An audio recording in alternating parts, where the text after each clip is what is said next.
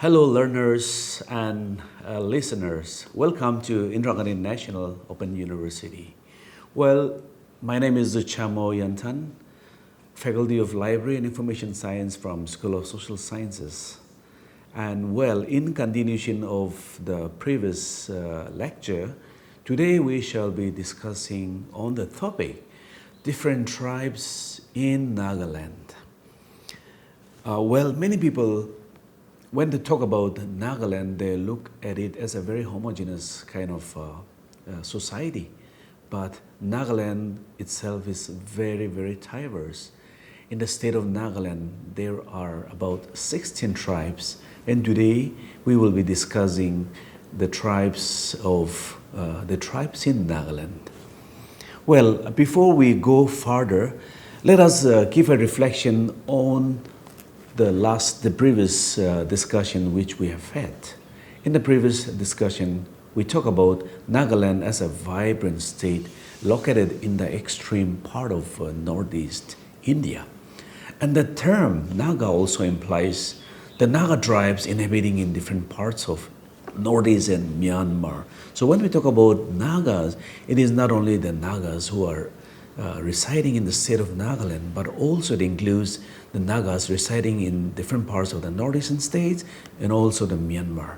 And Nagas belong to the Indo-Mongolian family and they speak variety of Tibeto-Burma languages. And Nagas are well known for their rich, colorful traditions, bravery, honesty, and love for music.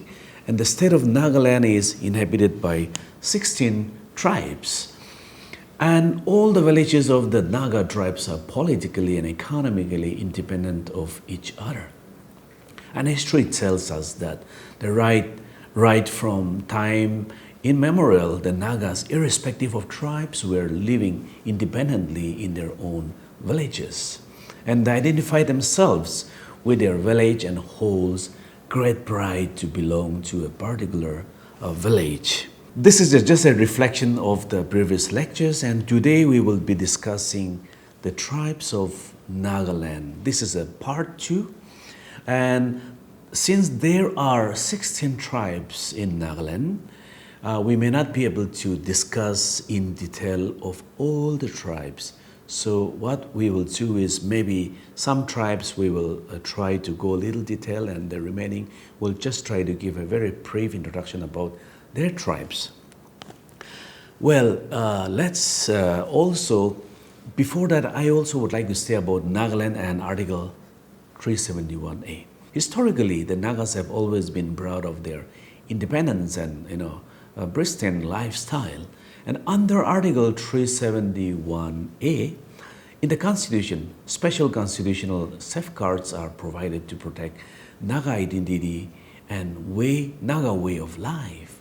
And the Indian Parliament cannot make any law in respect to religious and social practices of the Nagas.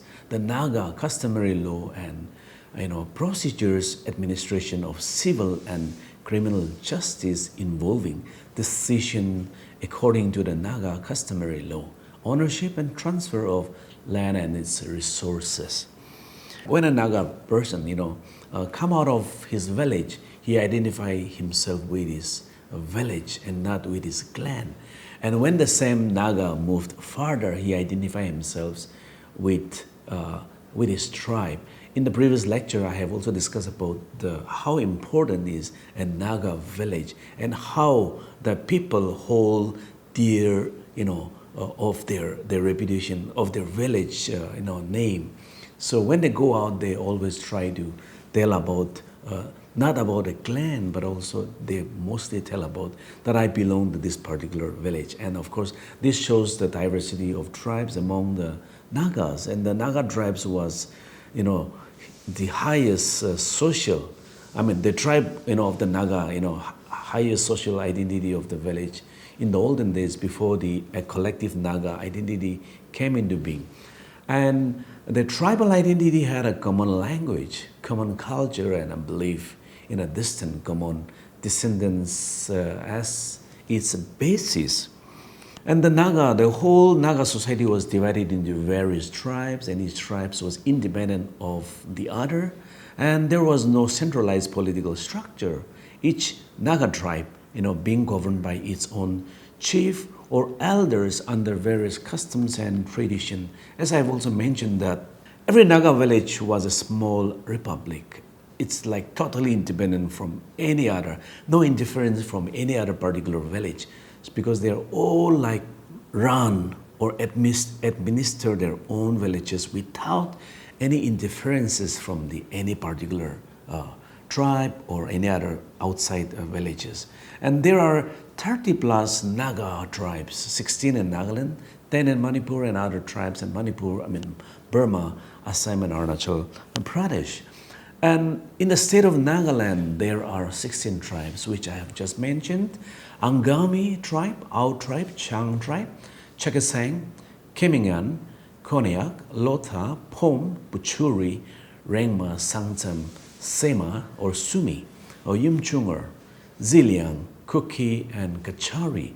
Each tribe is distinct and unique in character from others in terms of customs, language, and attire. So there are 16 tribes in Nagaland, and out of these 16 tribes, the 14 tribes falls under the definition of the Naga, and the 2 tribes, that is Kuki and the Kachari, even though they are a tribe in Nagaland, but they don't fall under the definition of a Naga. Well, let's start with Angami tribe. Angami is one of the major tribes of Nagaland, and Angami Naga, story, the origin centers in the Kazami village of Gezo Kenoma. And the main traditional economic activity is agriculture with rice as its main crop. In fact, Nagaland, the entire Nagaland state, their main activity is agriculture. So Angamis are also, one of the main activity. In fact, their main activity is agriculture. And Angami tribe is known for their ecological consciousness use of their water courses for terrace wet rice cultivation. You can see the picture. Basically, it looks now, it's a berry field now, terrace cultivation it is called. It was mountain, and this mountain is, you can see it now. They have already, made into a berry field. First of all, they look for a water source where there is enough source for them to cultivate this. And in this kind of cultivation, it doesn't shift. It is a permanent cultivation, unlike the other tribes which practices a Jum cultivation. The Angami tribe, they have this terrace cultivation, which is cultivated, year after year without shifting to any particular place. And unlike other Naga tribe, of course, Angamis are very much into terrace cultivation. And traditionally, property is divided equally among sons, with daughters also receiving a share. And among the Angamis, the youngest male is in the family inherits the parental home. Kituki means is the youngest one, which takes care of the whole, the responsibility of their parents during their old age. It is the youngest, like many other tribes, it is the youngest who inherits the parental home. And it is also the responsibility of the youngest one to look after the parents during their old age. Let's go a little faster.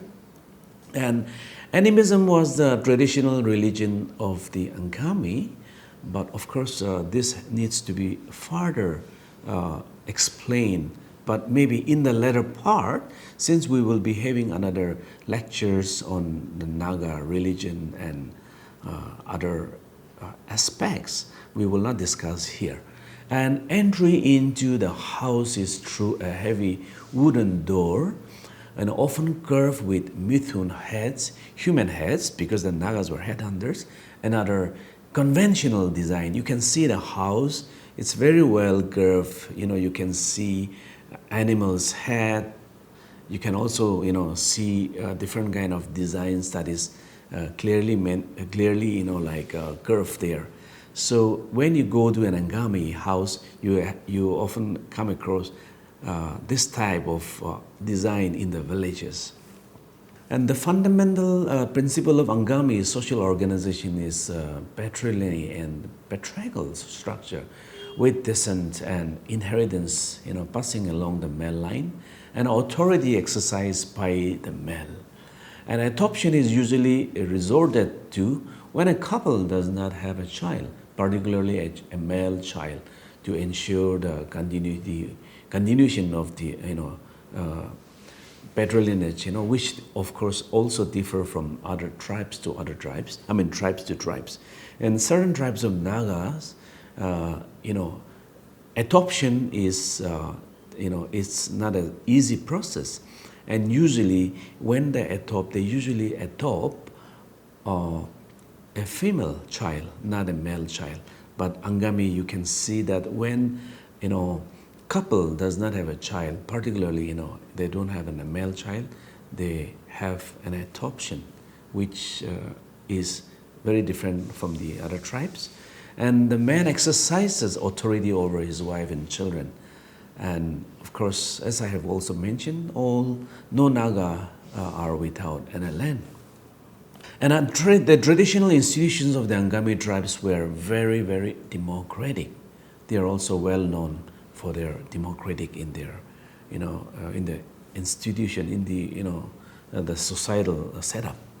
And in some cases, when there was no male here, the daughters used to act as a caretaker of the family property and reverted to the male line subsequently. And if the parents were childless, the property used to go back to the father's own lineage.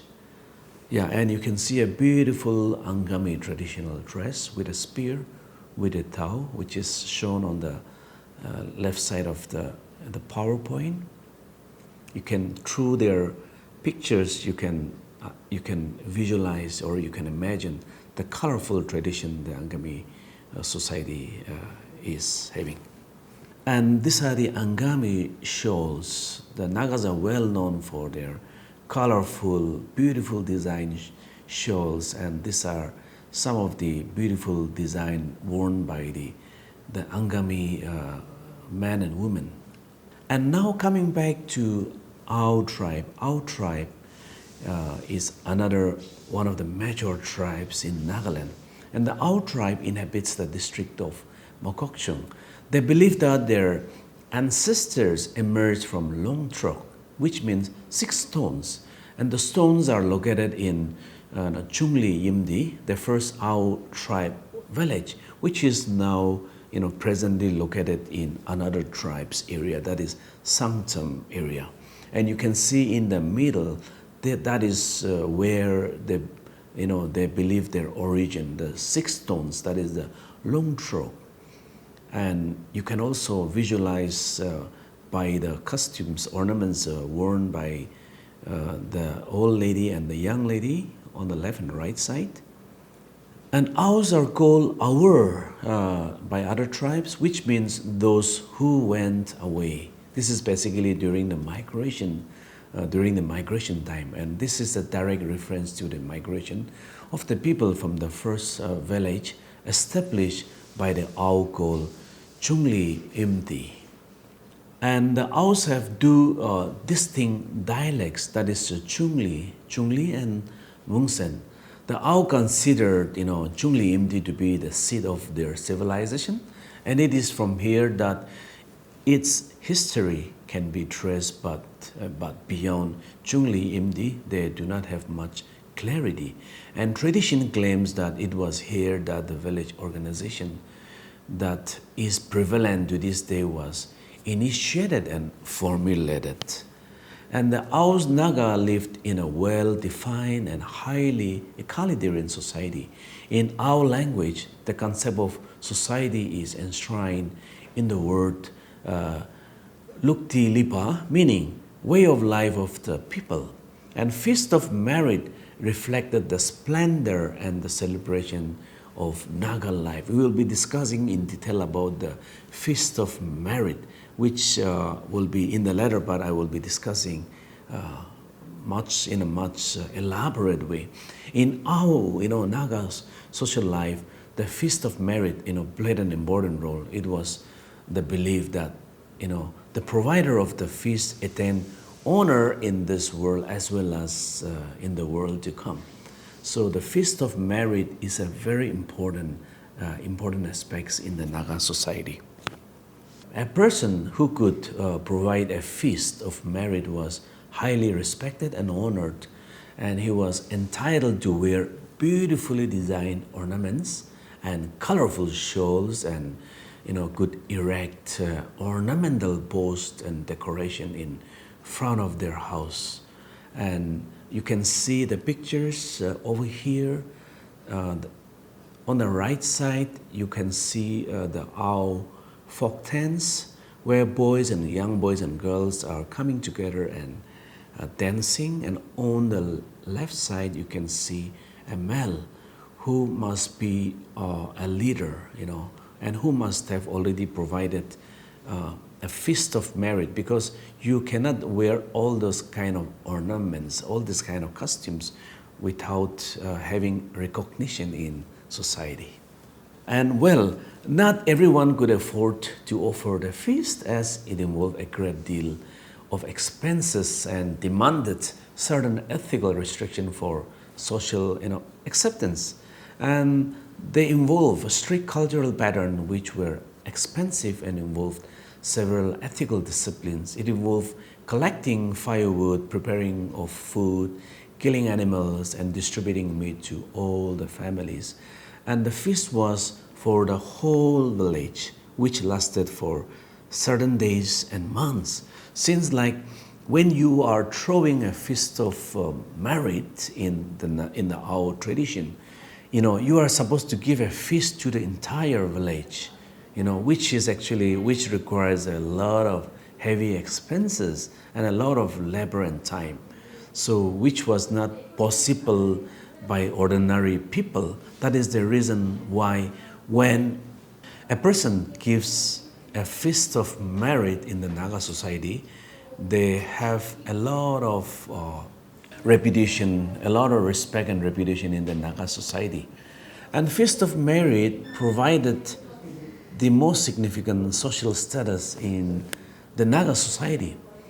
It is a feast performed by rich people to share their wealth with a whole community, and in return, they earn status in society and temporal salvation.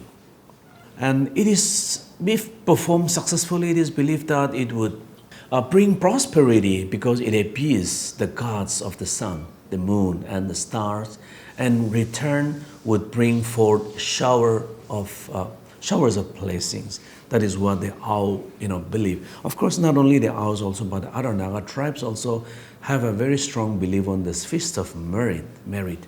And the motive of giving the feast seems to earn coveted status in society. And this privilege was extended to their children and grandchildren up to 3 or 4 generations. And now coming back to another major tribe of the Nagas, that is the Lotha tribe. Lotha tribe, they call themselves as Kyong, is one of the major tribes in Nagaland. The word Lotha derived the Kuza and the Angamese language. Latha means gone to far place. That is like they have gone ahead. Yeah, and the Ao called them Zanir, which means power to swim, which means maybe during the migration time they must have come together during the migration, and they must have come across a river during the migration, and maybe the Lothas must have swum the river, and that's why the Ao call them Zanir, which means the power to swim. And Wokha is the home and headquarters of the Lotha Naga tribe. And like most Naga tribes, Lotha traces their origin in Gezo Kenoma. Gezokenoma is a very significant, location for the many Nagas. They all trace their origin to this Gezokenoma. And Lothas are divided, into about 20 clans. And they are well known for their success in warfare, adventure, hardworking, and unity. You can see their colorful dress worn, ornaments and dresses worn by the Lotha Naga ladies and male. And from the very beginning, the Lotha system of government was a republic type.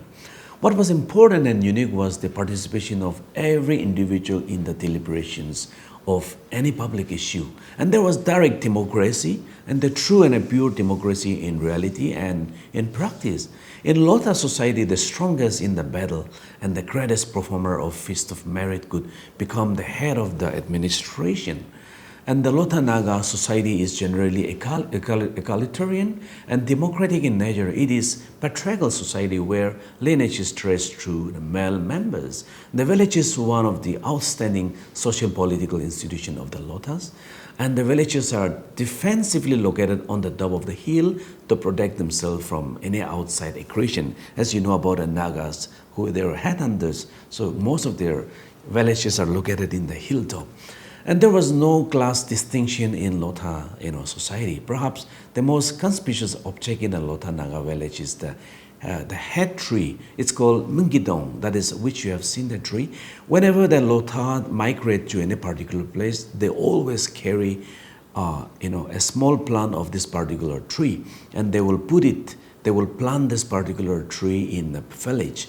And they believe that if this particular tree grows more, there will be prosperity and blessing in the village. And if this tree does not grow, that means the village will not have much prosperity.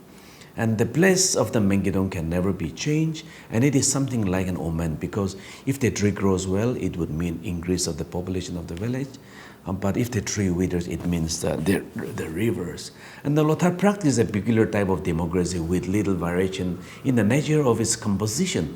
They were nominally, governed by the chieftains of their respective villages, chosen for their bravery in war, skillful diplomacy, richness in the form of cattle and land, or power of oratoriety in contrast to the hereditary system.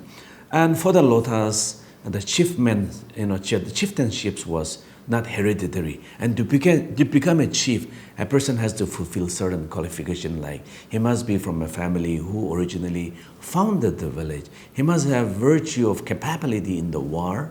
He must have skillful diplomacy. He must be physically fit and strong. He must have very good moral value, and he must possess wealth, and he must have powers of oratory skills. So these are some of the qualities that is required to be a chief in the Lotha village, which was not hereditary but democratic in nature. And feast giving was an important part of the Lotha Naga. The Feast of Merit are a hallmark of social distinction for, in fact, most of the Naga villages.